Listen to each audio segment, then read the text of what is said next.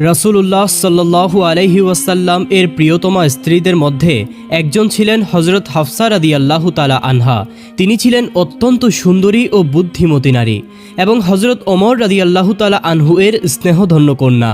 বাবার মতো তিনিও কিছুটা রাগী স্বভাবের ছিলেন। এমনকি রাসূলুল্লাহ সাল্লাল্লাহু আলাইহি ওয়াসাল্লামের অন্যান্য স্ত্রীদের মধ্যে তিনিই ছিলেন সবচেয়ে গরম মেজাজের। সামান্য কারণেই তিনি রেগে উত্তেজিত হয়ে উঠতেন। উহুদ যুদ্ধের পর তার প্রথম স্বামী হযরত খুনাইস হুজাফা রাদিয়াল্লাহু তাআলা আনহু ইন্তেকাল করেন। অল্প বয়সেই স্বামীকে হারিয়ে হাফসা রাদিয়াল্লাহু তাআলা আনহা অত্যন্ত শোকাগ্রস্ত হয়ে পড়লেন এবং নিরুপায় হয়ে বাবার বাড়িতে আশ্রয় নিলেন। সেখানে গিয়েও তিনি তার প্রিয় স্বামীর স্মৃতিতে বিভোর হয়ে থাকতেন। তার হাসি, খুনছুটি ও ভালোবাসার মুহূর্তগুলো মনে পড়লে অন্তর বিদীর্ণ হয়ে যেত। গভীর দুঃখে একাকী বসে তিনি নীরবেই অশ্রু ঝরাতেন। কন্যার এই অবস্থা দেখে হযরত ওমর রাদিয়াল্লাহু তাআলা আনহু তাকে সান্ত্বনা দিয়ে বললেন, হে হাফসা, তুমি তো আমার কলিজার টুকরা। তোমাকে এভাবে দেখে আমি যেন জীবিত থেকেও মৃত বোধ করি। তুমি ধৈর্য ধরো, এটাই আল্লাহর সিদ্ধান্ত এবং সকলকেই এটি মেনে নিতে হয়। আল্লাহ রাব্বুল আলামিন নিশ্চয়ই তোমাকে এমন একজন জীবনসঙ্গী দেবেন যা তোমার মনকে পূর্ণ প্রশান্তিতে ভরে তুলবে। কিন্তু বাবার কথায়ও হাফসা রাদিয়াল্লাহু তাআলা আনহা শান্ত হতে পারলেন না। তিনি ক্রমাগত কেঁদেই চললেন। শেষ পর্যন্ত ওমর রাদিয়াল্লাহু তাআলা আনহু মেয়ের এই শোকাকুল অবস্থা সহ্য করতে না পেরে সেখান থেকে সরে আসতে বাধ্য হলেন। একদিন হযরত ওমর রাদিয়াল্লাহু তাআলা আনহু তার বিধবা মেয়ের জন্য একজন উপযুক্ত পাত্র খুঁজতে বেরিয়ে পড়লেন। প্রথমেই তিনি হযরত উসমান রাদিয়াল্লাহু তাআলা আনহুর কাছে গেলেন। হযরত উসমান রাদিয়াল্লাহু তাআলা আনহু কিছুদিন আগেই তার স্ত্রী রুকাইয়া রাদিয়াল্লাহু তাআলা আনহাকে হারিয়ে একাকী হয়ে পড়েছিলেন। ওমর রাদিয়াল্লাহু তাআলা আনহু তাকে প্রস্তাব দিয়ে বললেন, ভাই উসমান, আপনি চাইলে আমার মেয়ে হাফসাকে বিবাহ করতে পারেন। উসমান রাদিয়াল্লাহু তাআলা আনহু বললেন, আচ্ছা, আপনার এই প্রস্তাবটি আমি ভেবে দেখব। কয়েকদিন পর রাস্তায় তাদের আবারও দেখা হলো। তখন উসমান রাদিয়াল্লাহু তাআলা আনহু ওমর রাদিয়াল্লাহু তাআলা আনহুকে জানিয়ে দিলেন যে তিনি এই বিবাহ করবেন না। এতে হযরত ওমর রাদিয়াল্লাহু তাআলা আনহু খুবই হতাশ হয়ে পড়লেন। অতঃপর তিনি হযরত আবু বকর সিদ্দিক রাদিয়াল্লাহু তাআলা আনহুর কাছে গেলেন এবং তার কাছে গিয়ে বিনম্রভাবে প্রস্তাব করলেন, আপনি চাইলে আমার মেয়ে হাফসার সঙ্গে বিবাহ বন্ধনে আবদ্ধ হতে পারেন। তবে আবু বকর রাদিয়াল্লাহু তাআলা আনহু কোনো উত্তরই দিলেন না। এভাবে পরপর দুজন কাছের বন্ধুর কাছ থেকে প্রত্যাখ্যাত হয়ে ওমর রাদিয়াল্লাহু তাআলা আনহু মন খারাপ করে বাড়ি ফিরে এলেন এবং আল্লাহ তাআলার কাছে দুঃখ প্রকাশ করে বললেন, হে আল্লাহ, কি হচ্ছে আমার সাথে? কেন আমার প্রিয় বন্ধুরা আমার মেয়েকে বিয়ে করতে আগ্রহ দেখাচ্ছে না? তিনি কন্যার দুঃখে ভারাক্রান্ত হয়ে বললেন, হে আমার মেয়ে, কেন কেউ তোমার জন্য আগ্রহ দেখাচ্ছে না? কেন সবাই তোমার থেকে মুখ ফিরিয়ে নিচ্ছে? ওমর রাদিয়াল্লাহু তাআলা আনহু যখন এইসব কথা বলছিলেন, তখনই হঠাৎ করে অদৃশ্য থেকে একটি আওয়াজ এলো। সেই আওয়াজে বলা হলো, হে ওমর ইবনুল খাত্তাব, আপনি থামুন, আপনি কষ্ট পাবেন না। হে আল্লাহর রাসূলের প্রিয় সাহাবী, আপনার প্রস্তাব কেউই প্রত্যাখ্যান করার সাহস রাখে না। আপনি তো সেই ওমর যার ইসলাম গ্রহণের জন্য স্বয়ং আল্লাহর রাসূল সাল্লাল্লাহু আলাইহি ওয়াসাল্লাম আল্লাহর কাছে দোয়া করেছিলেন। সাহাবারা যখন আপনার ইসলাম গ্রহণের খবরে তাকবীর ধ্বনি দিয়েছিলেন, তখন থেকেই আপনি ছিলেন ইসলামের দৃঢ় প্রহরী। অবশ্যই এই পরিস্থিতির পেছনে আল্লাহর কোনো কল্যাণকর ইচ্ছা রয়েছে। তিনি আপনার জন্য এমন কিছু প্রস্তুত করে রেখেছেন যা আপনি কল্পনাও করেননি। আল্লাহ রাব্বুল আলামিন আপনার মেয়ের জন্য একজন অতি উত্তম জীবনসঙ্গী নির্বাচন করেছেন। তিনি এমন একজন ব্যক্তি যিনি সমগ্র মানব জাতির জন্য শ্রেষ্ঠ আদর্শ, যার মতো মহৎ গুণাবলীর অধিকারী আর কেউই নেই। হে ওমর, সেই ব্যক্তি আর কেউ নন, তিনি হলেন স্বয়ং আল্লাহর রাসূল সাল্লাল্লাহু আলাইহি ওয়াসাল্লাম। হযরত ওমর রাদিয়াল্লাহু তাআলা আনহু এই বাণীগুলো শুনে মুহূর্তের জন্য স্তব্ধ হয়ে গেলেন। তার হৃদয় খুশিতে পূর্ণ হয়ে উঠল। তিনি আনন্দে বাকরুদ্ধ হয়ে পড়লেন। তখন অদৃশ্য থেকে আবারও আওয়াজ ভেসে এলো, হে ওমরের কন্যা, সুসংবাদ গ্রহণ করুন। নিশ্চয়ই এই সংবাদ আপনার জন্য মহা সৌভাগ্যের বার্তা নিয়ে এসেছে, কারণ আপনি এমন একজন ব্যক্তির সঙ্গিনী হবেন যার জন্য সমগ্র সৃষ্টি জগৎ আকুল। আপনি এমন এক মহান ব্যক্তির প্রিয়তম স্ত্রী হতে যাচ্ছেন যিনি সমগ্র উম্মতের আস্থা ও ভালোবাসার কেন্দ্রবিন্দু। আল্লাহ রাব্বুল আলামিন আপনাকে এমন একজনের সাথে যুক্ত করতে যাচ্ছেন যিনি সকলের মাঝে শ্রেষ্ঠতম। তিনি স্বয়ং আল্লাহর প্রিয় নবী রাসূল সাল্লাল্লাহু আলাইহি ওয়াসাল্লাম। পরদিন ওমর রাদিয়াল্লাহু তাআলা আনহু রাসূলুল্লাহ সাল্লাল্লাহু আলাইহি ওয়াসাল্লাম এর কাছে উপস্থিত হয়ে নিজের কষ্টের কথা জানালেন। তিনি বললেন, হে আল্লাহর রাসূল, আমি আমার বিধবা মেয়ে হাফসার জন্য উসমান ও আবু বক্করের কাছে প্রস্তাব পাঠিয়েছিলাম, কিন্তু তারা দুজনেই তা ফিরিয়ে দিয়েছেন। এতে আমি খুবই ব্যথিত হয়েছি। সব কিছু শোনার পর রাসূলুল্লাহ সাল্লাল্লাহু আলাইহি ওয়াসাল্লাম ওমরকে সান্ত্বনা দিয়ে বললেন, হে ওমর, আমি কি তোমাকে এমন এক সুসংবাদ দিব যা উসমানের চেয়ে উত্তম হবে, আর উসমানের জন্য হবে তা তোমার চেয়ে উত্তম? ওমর রাদিয়াল্লাহু তাআলা আনহু তখন বললেন, ইয়া রাসূলুল্লাহ, অবশ্যই বলুন। তখন রাসূল সাল্লাল্লাহু আলাইহি ওয়াসাল্লাম বললেন, আমি তোমার মেয়ে হাফসার জন্য প্রস্তাব দিচ্ছি, আর ওসমানের জন্য আমার মেয়ে উম্মে কুলসুমকে বিয়ের প্রস্তাব দিচ্ছি। অর্থাৎ আমি তোমার মেয়েকে বিবাহ করব, আর ওসমান আমার মেয়ে কুলসুমকে বিবাহ করবে। এই প্রস্তাব শুনে হযরত ওমর রাদিয়াল্লাহু তাআলা আনহু আনন্দ চিত্তে তা গ্রহণ করলেন। এরপর রাসূলুল্লাহ সাল্লাল্লাহু আলাইহি ওয়াসাল্লাম এর সাথে ওমরের কন্যা হাফসার এবং ওসমান রাদিয়াল্লাহু তাআলা আনহুর সাথে রাসূলুল্লাহ সাল্লাল্লাহু আলাইহি ওয়াসাল্লাম এর কন্যা উম্মে কুলসুমের বিবাহ সম্পন্ন হলো। উভয় বিয়েই সুন্দর এবং শান্তিপূর্ণভাবে সম্পন্ন হলো। কিছুদিন পরে একদিন হযরত ওমর রাদিয়াল্লাহু তাআলা আনহুর সাথে আবু বক্কর রাদিয়াল্লাহু তাআলা আনহু এর দেখা হলো। কুশল বিনিময়ের পর আবু বক্কর রাদিয়াল্লাহু তাআলা আনহু বললেন, ভাই ওমর, সেদিন আপনার প্রস্তাবে কোনো সাড়া না দেওয়াই হয়তো আপনি কষ্ট পেয়েছিলেন।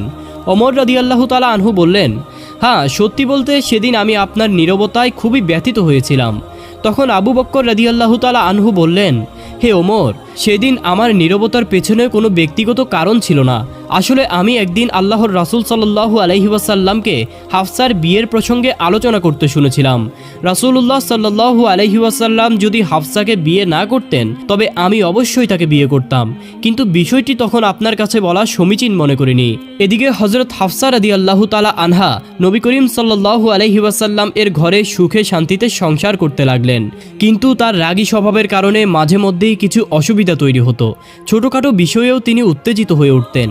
তবে রাসূলুল্লাহ সাল্লাল্লাহু আলাইহি ওয়াসাল্লাম ছিলেন খুবই সহনশীল। তিনি কখনোই হাফসার এই রাগী আচরণে তিক্ত হননি বা কঠিন কোনো মনোভাব পোষণ করেননি, বরং তিনি বুঝতেন যে রাগী স্বভাবের মেয়েদের অন্তরে ভালোবাসার গভীরতা থাকে অসীম। এজন্যই রাসূল সাল্লাল্লাহু আলাইহি ওয়াসাল্লাম প্রতিবারই শান্ত ও কোমল ব্যবহার দিয়ে হাফসার রাগকে প্রশমিত করতেন। একদিন হযরত ওমর রাদিয়াল্লাহু তাআলা আনহু নিজের বাড়িতে কোনো একটি বিষয় নিয়ে গভীর চিন্তায় মগ্ন ছিলেন। সে সময় তার স্ত্রী এসে তাকে বললেন, আপনি এত কি নিয়ে ভাবছেন? ওমর রাদিয়াল্লাহু তাআলা আনহু বললেন, এটা নিয়ে তোমাকে ভাবতে হবে না। তখন তার স্ত্রী বললেন, আমার কথা আপনার পছন্দ হচ্ছে না তাই না? কিন্তু হাফসাকে গিয়ে দেখুন, তিনি রাসূলুল্লাহ সাল্লাল্লাহু আলাইহি ওয়াসাল্লামের সঙ্গে কিভাবে তর্ক করেন। এই কথা শুনে ওমর রাদিয়াল্লাহু তাআলা আনহু তৎক্ষণাৎ হাফসার ঘরে চলে গেলেন এবং তাকে জিজ্ঞেস করলেন, তুমি কি সত্যিই রাসূলুল্লাহ সাল্লাল্লাহু আলাইহি ওয়াসাল্লামের সাথে তর্ক করো? হাফসা রাদিয়াল্লাহু তাআলা আনহু কিছুটা লজ্জা নিয়ে জবাব দিলেন, এমনটা তো মাঝে মধ্যে হয়েই যায়। তখন ওমর রাদিয়াল্লাহু তাআলা আনহু বললেন, হাফসা, তুমি শুনে রেখো, তুমি আর কখনোই রাসূলুল্লাহ সাল্লাল্লাহু আলাইহি ওয়াসাল্লামের সাথে এমন আচরণ করবে না, আর এটা ভুলেও ভাববে না যে তিনি তোমার সৌন্দর্যে মুগ্ধ, বরং সব সময় তার সন্তুষ্টি ও ইচ্ছাকে অগ্রাধিকার দিবে এবং তার আদেশ ও নির্দেশকে সম্মান করবে। আরেকদিন হযরত ওমর রাদিয়াল্লাহু তাআলা আনহু হাফসার ঘরে এলেন এবং দেখতে পেলেন তার কন্যা হাফসা রাসূলুল্লাহ সাল্লাল্লাহু আলাইহি ওয়াসাল্লামের সঙ্গে তর্ক করছেন। এই দৃশ্য দেখে ওমর রাদিয়াল্লাহু তাআলা আনহু রেগে ফুঁসে উঠলেন এবং হাফসাকে প্রহার করতে উদ্যত হলেন। তখন রাসূলুল্লাহ সাল্লাল্লাহু আলাইহি ওয়াসাল্লাম দ্রুত তাদের মাঝে দাঁড়িয়ে ওমর রাদিয়াল্লাহু তাআলা আনহুকে থামালেন। এই পরিস্থিতিতে হযরত ওমর রাদিয়াল্লাহু তাআলা আনহু কিছুটা লজ্জিত হয়ে মেয়েকে সতর্ক করে উচ্চস্বরে বললেন, খবরদার, কখনোই রাসূলুল্লাহ সাল্লাল্লাহু আলাইহি ওয়াসাল্লামের কথার জবাব এভাবে দিবে না। তুমি কি জয়নবের মতো সুন্দরী কিংবা আয়েশার মতো ভাগ্যবতী যে এমনভাবে কথা বলবে? এই কথা বলে ওমর রাদিয়াল্লাহু তাআলা আনহু সেখান থেকে চলে গেলেন। ওমর রাদিয়াল্লাহু তাআলা আনহু চলে যাওয়ার পর রাসূলুল্লাহ সাল্লাল্লাহু আলাইহি ওয়াসাল্লাম হাফসাকে বললেন, দেখলে তো হাফসা, কেমন করে আমি তোমাকে রক্ষা করলাম। একদিন রাসূলুল্লাহ সাল্লাল্লাহু আলাইহি ওয়াসাল্লাম হযরত হাফসা রাদিয়াল্লাহু তাআলা আনহার ঘরে এলেন। তবে হাফসা রাদিয়াল্লাহু তাআলা আনহা তখন ঘরে ছিলেন না, তিনি একটি প্রয়োজনের জন্য বাইরে গিয়েছিলেন। তখন রাসূলুল্লাহ সাল্লাল্লাহু আলাইহি ওয়াসাল্লাম একাকিত্ব কাটাতে উম্মুল মুমিনিন হযরত মারিয়া কিপ্তিয়া রাদিয়াল্লাহু তাআলা আনহাকে ডেকে আনলেন। অতঃপর তারা কিছু সময় একান্তে কথোপকথন ও হাসি ঠাট্টায় কাটালেন। এমন সময় হাফসা রাদিয়াল্লাহু তাআলা আনহা ফিরে এসে দেখলেন তার ঘরে তারই বিছানায় রাসূলুল্লাহ সাল্লাল্লাহু আলাইহি ওয়াসাল্লামের সাথে মারিয়া কিপ্তিয়া বসে আছেন। এই দৃশ্য দেখে তিনি প্রচণ্ড রাগান্বিত হয়ে পড়লেন এবং রাগের বশবর্তী হয়ে কিছু তিক্ত কথাও বলে ফেললেন। তখন নবীজি সাল্লাল্লাহু আলাইহি ওয়াসাল্লাম তাকে শান্ত করার জন্য বললেন, হে হাফসা, আল্লাহর কসম, যদি তুমি চাও তাহলে আমি মারিয়া কিপ্তিয়ার সাথে আর কখনো মিলিত হব না। আমি শুধু তোমার হাসি মুখটা দেখতে চাই। হাফসা রাদিয়াল্লাহু তাআলা আনহা বললেন, হ্যাঁ তাহলে তাই হোক, আপনি আর কখনো মারিয়াকে কাছে আসতে দিবেন না। তখন নবী করিম সাল্লাল্লাহু আলাইহি ওয়াসাল্লাম বললেন, হে হাফসা, একটি কথা মনে রেখো, এই চুক্তির ব্যাপারটা যেন তুমি আর আমি ব্যতীত আর কেউই না জানে। কিন্তু কথায় আছে, নারীদের জন্য গোপন কথা পেটে রাখা খুবই কঠিন। এজন্যই কিছুদিন পরেই হাফসা রাদিয়াল্লাহু তাআলা আনহা এই কথা মা আয়েশা রাদিয়াল্লাহু তাআলা আনহার নিকট প্রকাশ করে ফেললেন। এদিকে হযরত জিবরাইল আলাইহিস সালাম নবী করিম সাল্লাল্লাহু আলাইহি ওয়াসাল্লাম এর কাছে তাহরিমের আয়াত নিয়ে অবতীর্ণ হলেন এবং বললেন, হে নবী, আল্লাহ রাব্বুল আলামিন আপনার জন্য যা হালাল করেছেন, আপনি স্ত্রীদের খুশির জন্য কেন তা হারাম করছেন?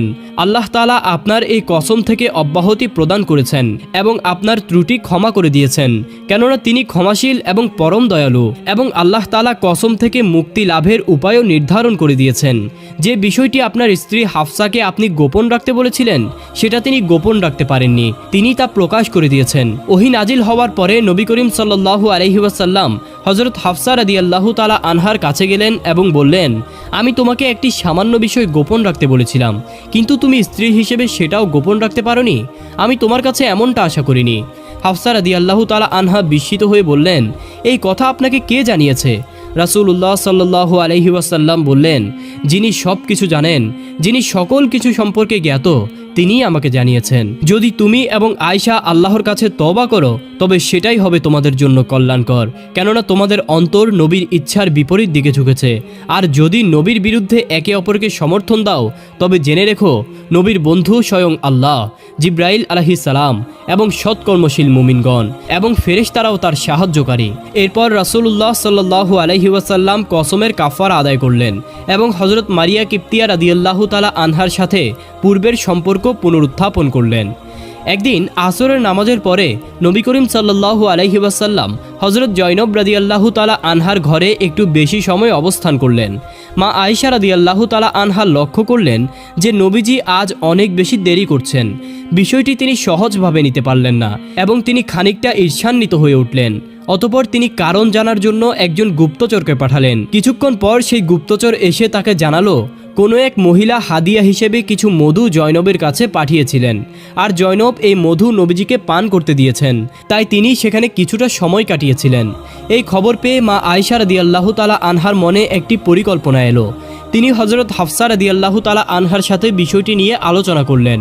মা আয়েশা বললেন, হে হাফসা, বেশ কয়েকদিন ধরে লক্ষ্য করছি যে আল্লাহর রাসূল প্রতিদিন আসরের পর আমাদের সবার সঙ্গে সাক্ষাৎ করেন, কিন্তু জয়নবকে দেখা যাচ্ছে যে সে প্রতিদিনই নবীজিকে মধু খাওয়াচ্ছে। তখন হাফসা রাদিয়াল্লাহু তাআলা আনহা বললেন, ও আচ্ছা, তাহলে তুমি কি বলতে চাচ্ছ? তখন মা আয়েশা তাকে বললেন, চলো আমরা এমন একটি কৌশল অবলম্বন করি যাতে নবীজি আর জয়নবের বাসায় গিয়ে মধু পান না করেন। তখন হাফসা রাদিয়াল্লাহু তাআলা আনহা বললেন, কিন্তু কিভাবে? আল্লাহর রাসূল তো মধু খুব বেশি পছন্দ করেন, তুমি এমন কি করবে যাতে তিনি আর মধু খেতে চাইবেন না? তখন আয়েশা রাদিয়াল্লাহু তাআলা আনহা তাকে একটি কৌশল শিখিয়ে দিলেন।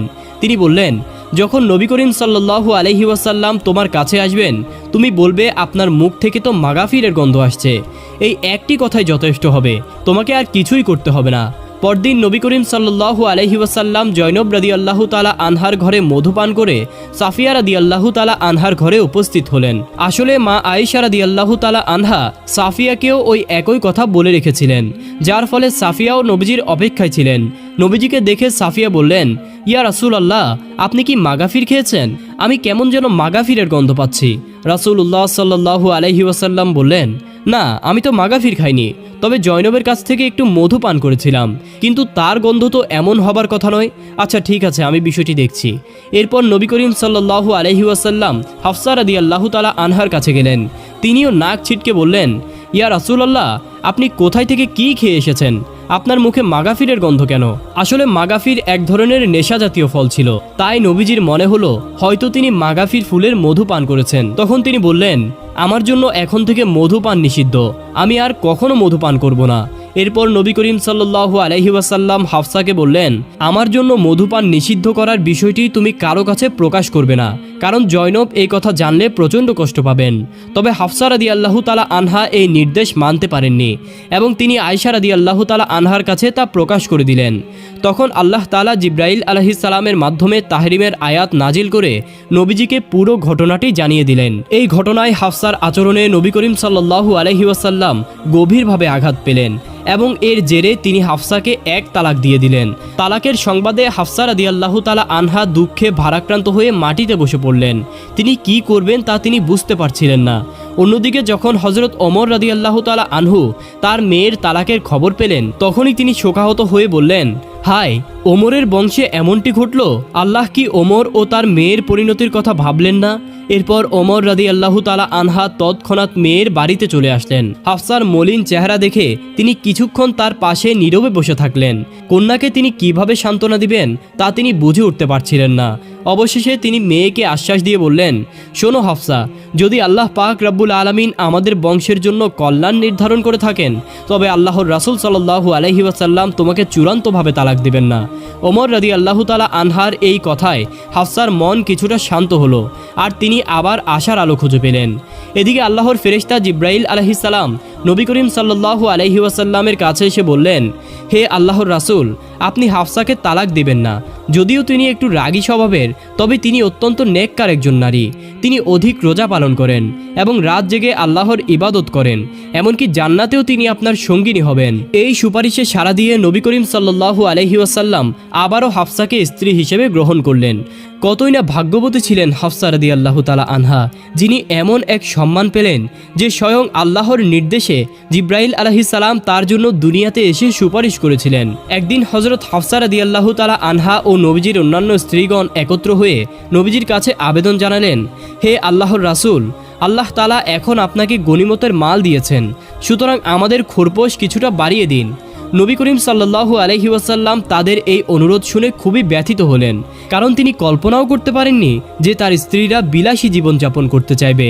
তাই তিনি 1 মাস তার স্ত্রীগণের সঙ্গ থেকে দূরে থাকার সিদ্ধান্ত নিলেন এবং আলাদা একটি ঘরে একাকী বসবাস করতে শুরু করলেন। এদিকে মুনাফিকেরা মানুষদের মধ্যে গুজব ছড়িয়ে দিল যে রাসূলুল্লাহ সাল্লাল্লাহু আলাইহি ওয়াসাল্লাম তার সব স্ত্রীকে তালাক দিয়েছেন। এই সংবাদ শুনে হযরত ওমর রাদিয়াল্লাহু তাআলা আনহু দৌড়ে নবীজির কাছে আসলেন এবং বললেন, হে আল্লাহর হাবিব, আপনি কি আপনার স্ত্রীদেরকে তালাক দিয়েছেন? নবী করিম সাল্লাল্লাহু আলাইহি ওয়াসাল্লাম উত্তর দিলেন, না, আমি তাদেরকে তালাক দিইনি, তবে তাদেরকে এই অধিকার দিয়েছি যে তারা চাইলে চলে যেতে পারে। এই কথা শোনার পর ওমর রাদিয়াল্লাহু তাআলা আনহু মসজিদে গিয়ে সকল মুসলমানদের উদ্দেশ্যে ঘোষণা করলেন, আপনারা সকলেই জেনে রাখুন, আল্লাহর রাসূল সাল্লাল্লাহু আলাইহি ওয়াসাল্লাম তার স্ত্রীদেরকে তালাক দেননি। এই খবর শুনে সকল মুসলিমদের মনে স্বস্তি ফিরে এলো। এদিকে খোরপোশের দাবির ব্যাপারে নবীজির সাথে হাফসার কিছুটা মনোমালিন্য তৈরি হলো। নবী করিম সাল্লাল্লাহু আলাইহি ওয়াসাল্লাম হাফসা রাদিয়াল্লাহু তাআলা আনহাকে বললেন, আচ্ছা, তাহলে আমার এবং তোমার মাঝে সমাধানের জন্য অপর একজনকে ডাকো। হাফসা বললেন, হ্যাঁ ঠিক আছে, কাউকে ডাকুন। তখন নবীজি বললেন, তাহলে তোমার বাবাকেই আসতে বলো। অতঃপর হাফসা রাদিয়াল্লাহু তাআলা আনহা বাবার নিকট সংবাদ পাঠালেন।